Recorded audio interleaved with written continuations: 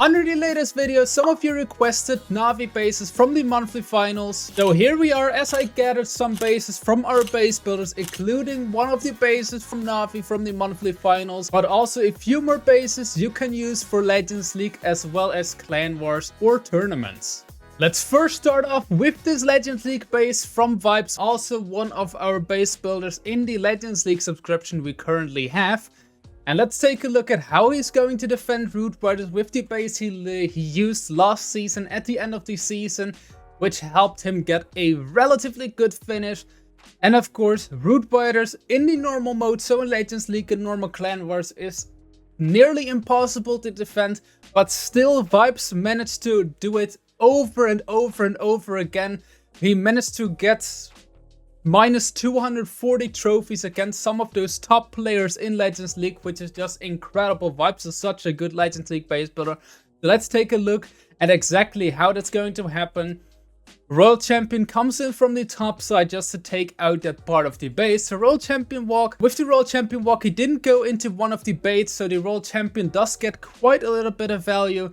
But you will just see in a little bit that those Root Riders are just going to split up when they're entering the core of the base, or well, entering the base. So those Root Riders will just get melted by the Town Hall as well as the Monolith. Now the Archer Queen as well as the Lock Launcher coming from the bottom side just to counter funnel. And you can see there are a ton of giant bombs as well as the Tornado Trap on the left hand side. So the Royal Champion walk would have been baited from the left hand side, but the attacker in this case went in from the top side, so we didn't go into the bait.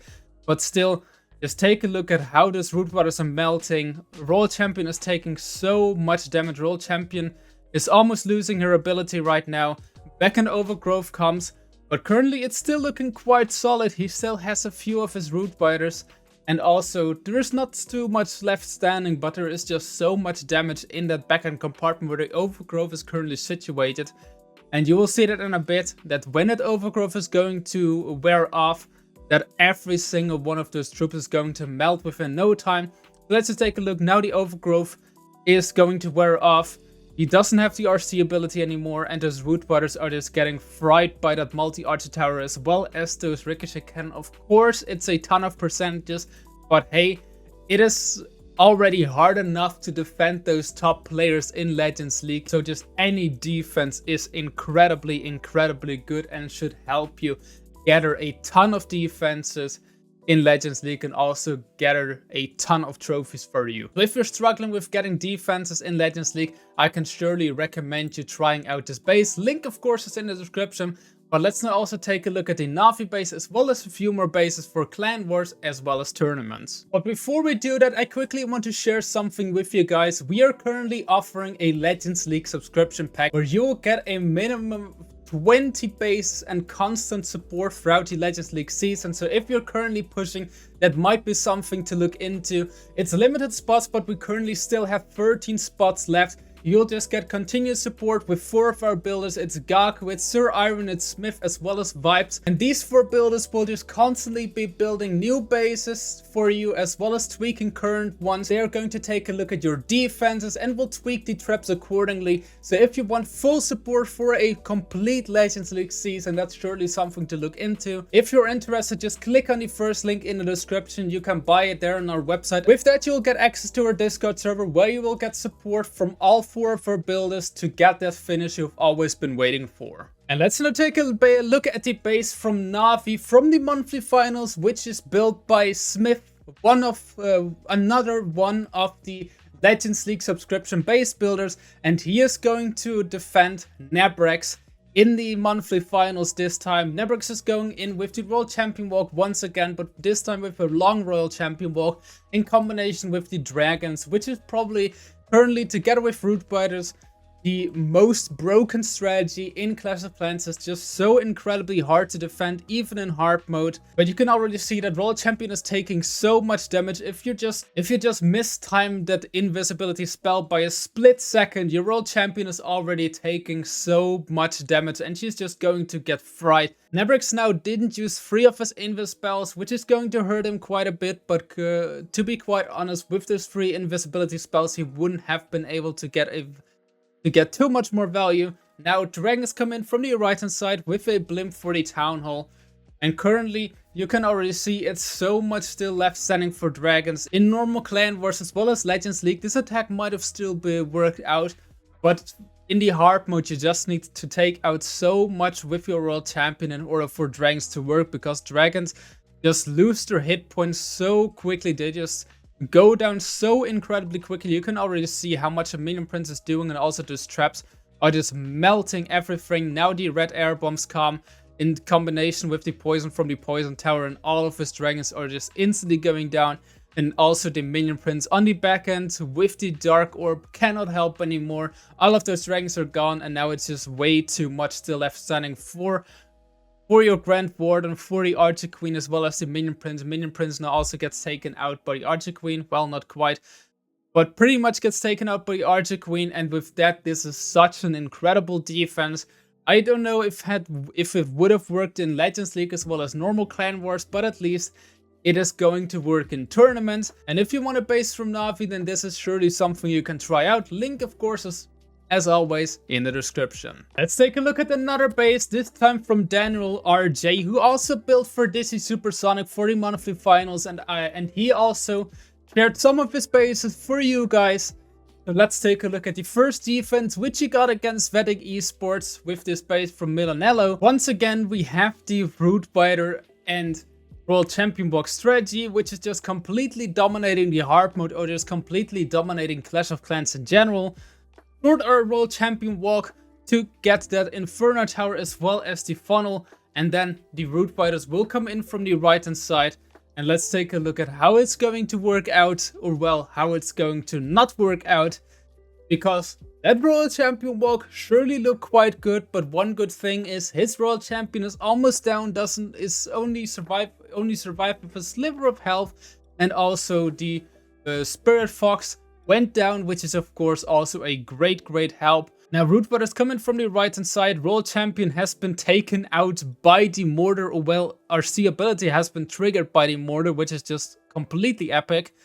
And then the counter funnel with the Barbarian King as well as the Archer Queen come in from the top side, and you can already see those Root Brothers are taking quite a bit of damage. That's why he had to overgrowth quite early, just to get a little bit of damage from the Fire Spitter off his Root Brothers. But still, even though he doesn't have too many defenses shooting on those Root Biters, he is still going to take so much damage. Now the overgrowth expires, and he basically has no more Root Biters left, and still has to go through the Town Hall. Of course, still has the Grand Warden ability, which he's going to use very soon. But still, at this point, you would think it could still be a 1-star, which is of course incredibly solid if it were to be a 1-star. But let's take a look at how these heroes are going to go through the base.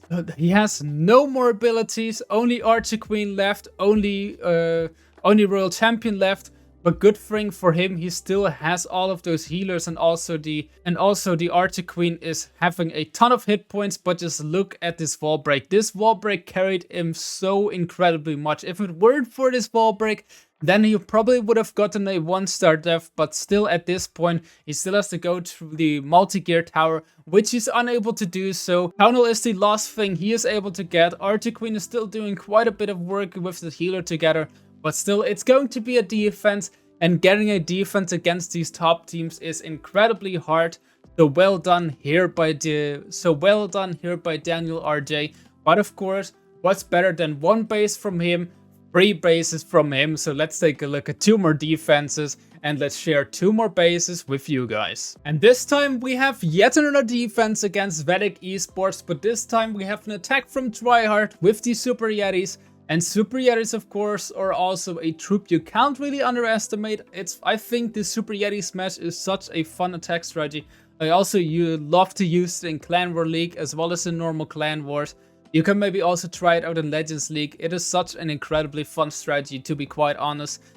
But let's take a look at how it's going to work out for Tryhard, or how it's going to work out on defense for Daniel RJ this time. Grand Warden Walk is looking quite solid with 1 Rage Spell. He manages to take out the top corner, manages to take out 1 Expo, 1 multi-arty tower, and also manages to get quite a good funnel. And then Archer Queen together with the Super Yetis come in from the left hand side. Now also from the left hand side we get the funnel with the barracks, and also the Barbarian King should help out in a little bit. There the Barbarian King comes into the core of the base. Now World Champion also comes from the left side just to help funneling and just help support that barracks. And now jump into the core of the base. And just take a look that Grand Warden Eternal Tome got triggered so incredibly early by one of those defending heroes. And that's of course something you don't want to happen. You don't want that Grand Warden Eternal Tome to be triggered so incredibly early. He needed to have it into the core of the base, and also the Barbarian King is getting fried by that monolith. That monolith is just doing work. And now Jump comes into the core of the base, and he still has so many defenses still left standing. Still the Minion Prince is there. We have two of these Ricochet Cannons. We still have the Fire Spitter, which is going to go down very, very soon. But still, that Minion Prince should be able to get quite a bit of damage done. Okay, never mind. I'm lying. Every single one of his troops is dodging the Fire Spitter. So that Fire Spitter is just able to do work and work and work. Of course, he still has the World Champion ability at this point, but it won't be sufficient to get the 3 stars. It will once again be a close defense, but still a close defense is yet again still a defense, and we're talking about tryhard here. We're not talking about any player you're going to face in a clan war. We're talking about the absolute best of the best players Clash of Clans Esports has to offer.